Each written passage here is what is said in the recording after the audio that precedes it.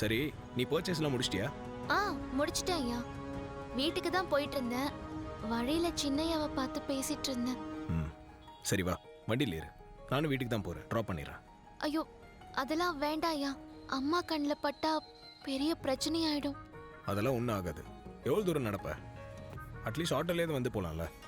ஆட்டோனா 300 ரூபாய் எக்ஸ்ட்ரா செலவாகும் இல்லையா? அந்த காசுல வேற ஏதாவது காய்கறி வாங்கலாம்ல. அது மட்டும் இல்லாம நானும் அப்படியே காலார நடந்த மாதிரி இருக்கும். காசும் மிச்சமாகும்.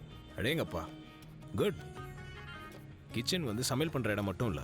ஒரு பொண்ணு நினைச்சா செலவுகளை கம்மி பண்ற இடம் கூட கிச்சன் தான் அம்மா சொல்லுவாங்க. எங்க குடும்பத்துக்காக இவ்வளவு யோசிக்கிற. நான் உன்னை வீட்டில் ட்ராப் பண்ணக்கூடாதா? வா, டைம் வேஸ்ட் பண்ணாத, ஏறு. வா பார்வதி.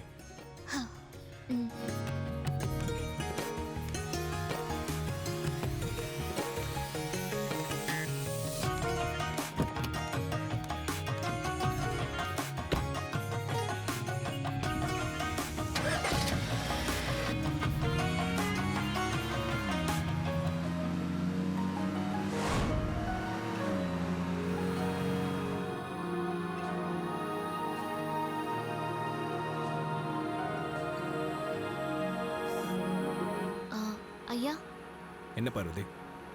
உங்ககிட்ட ஒண்ணு கேட்பேன். நீங்க கோவப்படக்கூடாது. அப்படி என்ன கேட்க போற? நீங்க கோச்சிக்க மாட்டேன்னு சொல்லுங்க, நான் கேக்குறேன். என்ன ரொம்ப பில்டப்பா இருக்கு? சரி, என்ன விஷயம் சொல்லு. இல்ல, சின்னையாக்கு கல்யாணம் நிச்சயம் ஆயிடுச்சு. உங்களுக்கு எப்ப கல்யாணம்? இவ்வளவுதானா? இதுக்கு தான் அவ்வளவு சுத்தி வளைச்சியா? என்னையா இவ்வளவு ஈஸியா கேக்குறீங்க? கல்யாணம்னா சும்மாவா? ஸ்ரீராமர் சீதை கல்யாணம் மாதிரி ஊரே திருவிழா மாதிரி ஆயிடும் இல்லையா? உங்க பக்கத்துல உட்கார போற அந்த பாக்கியசாலி யாருன்னு தான் தெரியல. எனக்கு அதை பத்திலாம் நினைக்க நேரமும் இல்லை. அதுக்காக நான் கவலைப்பட வேண்டியதும் இல்லை. அதெல்லாம் அம்மா பார்த்துப்பாங்க. அவங்க எந்த பொண்ணை கல்யாணம் பண்ண சொல்றாங்களோ நான் ஓகே சொல்லிடுவேன். அதுவும் சரிதான். உங்களை கட்டிக்க போறவங்களுக்கு என்ன, ஒரு கவலையும் வராது. மகாராணி மாதிரி ஜம்முன்னு இருக்கலாம்.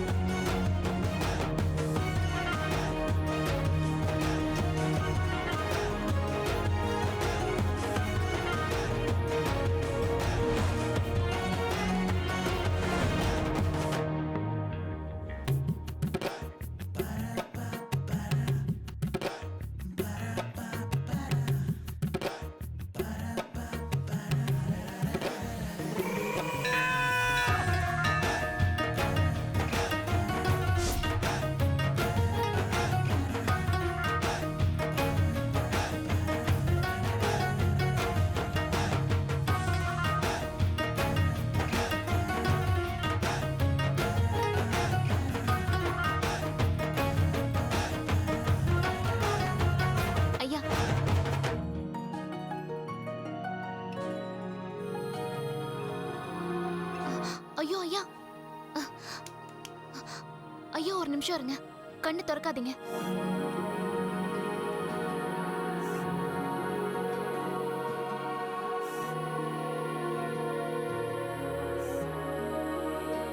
ஐயா சரியாயிடுச்சுல?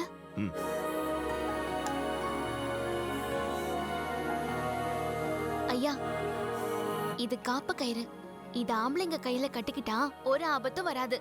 நினைச்சது நடக்கும். அப்படியா? ஆமா, கட்டிக்கிறீங்களா? கட்டு.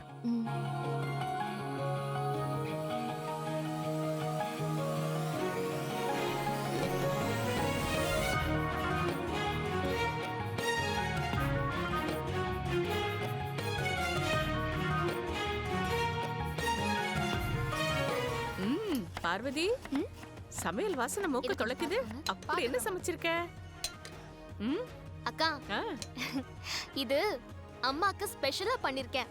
அம்மா விரதம் முடிச்சு நல்ல மூட்ல இருக்காங்க. அதனால தான் அவங்களுக்கு கொஞ்சம் காரசாரமா சமைச்சிருக்கேன். ஓ, இது பெரிய ஐயாவுக்கு. டாக்டர் அவருக்கு ஈஸியா செரிக்கிற மாதிரி சாப்பாடு கொடுக்க சொல்லிருக்காங்கல்ல. அதனால கொஞ்சம் உப்பு கம்மியா போட்டிருக்கேன். அப்புறம் அப்புறம் இது ஆதித்யா ஐயாக்கு. ம், தினம் எக்ஸசைஸ் பண்றாருல, ம். இந்த மாதிரி சாப்பிட்டா தெம்பா இருக்கும். அப்போ இது யாருக்கு? இது வனஜா அம்மாக்கு. ஓ அப்படியா? நல்லா சமைச்சிருக்கியா இல்ல உப்பு காரம் எல்லாம் தாராளமா அள்ளி போட்டிருக்கியா? சேச்சே இல்லக்கா, அன்னைக்கே அவங்க தப்பு செஞ்சாங்க, நாமளும் பதிலுக்கு செஞ்சோம். சாப்பாட்டுல துரோகம் பண்ணக்கூடாதுல்ல. கண்டிப்பாம்மா, உனக்கு ரொம்ப நல்ல மனசு. நானும் இத்தனை நாளா சமைச்சிருக்கேன், ருசியா சமைச்சிருக்கேனே தவிர அவங்க மனசுக்கு பிடிச்ச மாதிரி சமைச்சிருக்கேன் நான், எனக்கு ஞாபகம் இல்லை. அட நீங்க வேறக்கா, நானே நீங்க சொல்லிதான் யாருக்கு என்ன பிடிக்கும்னு தெரிஞ்சுக்கிட்டேன். ம்ஹும்.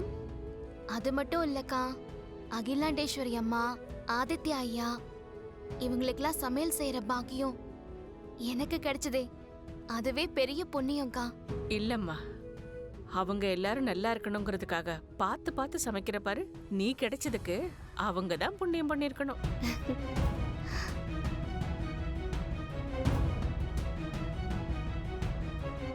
அம்மா சுகர் கொஞ்சம் போடவா? போரும்.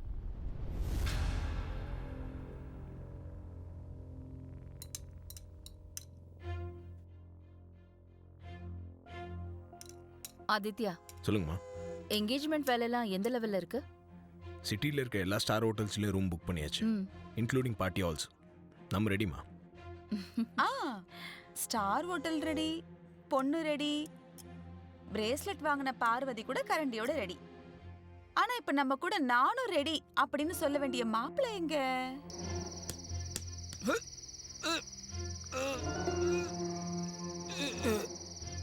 சித்தி, அருணும் ஐஸ்வர்யாவும் ஷாப்பிங் போயிருக்காங்க.